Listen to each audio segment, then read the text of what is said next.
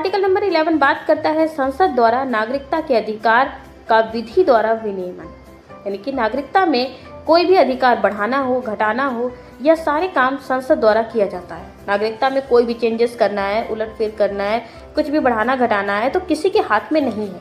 ये किसके हाथ में है? ये सिर्फ संसद के हाथ में है। संसद ही ये काम कर सकता है। तो चलिए जानते हैं संसद के क्या क्या अधिकार हैं, संसद क्या क्या कर सकती है। अगर कोई व्यक्ति भारत की नागरिकता पाना चाहता है या कोई व्यक्ति यानी कि किसी दूसरे देश की नागरिकता ले लेता है, कोई भी व्यक्ति जो दूसरे देश की नागरिकता ले लिया है तो फिर क्या होगा, और भारत सरकार उसकी नागरिकता समाप्त करना चाहती है, उसने दूसरे देश की नागरिकता ले ली है तो भारत सरकार उसकी नागरिकता समाप्त करना चाहती है, तो उसमें संसद ही नियम बताएगा, संसद ही कानून बताएगा।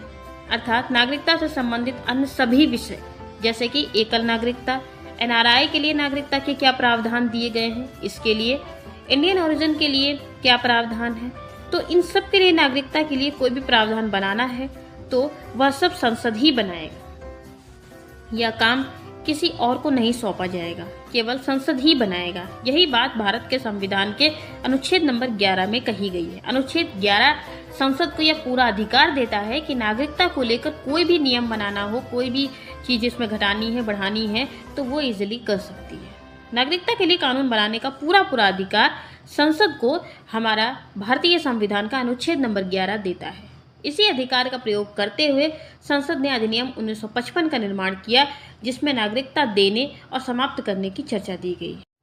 तो दोस्तों आप प्लीज़ कमेंट करिएगा, जिससे कि हमें पता चले कि आपको कितना इससे समझ में आ रहा है, कितना आप पढ़ पा रहे हो और कितना समझ पा रहे हो इन आर्टिकल्स को। तो अगर आप कमेंट करेंगे तो हम अधिनियम 1955 का एक सेपरेट वीडियो आपके लिए ज़रूर लाएंगे, क्योंकि अधिनियम 1955 बहुत इंपॉर्टेंट है और अगर आपको नहीं पता है तो इसके बारे में हम पूरा एक्सप्लोर करके अच्छे से आपके साथ ये वीडियो ज़रूर शेयर करेंगे। तो प्लीज़ कमेंट जरूर करिएगा। थैंक यू, फिर मिलते हैं नेक्स्ट वीडियो में।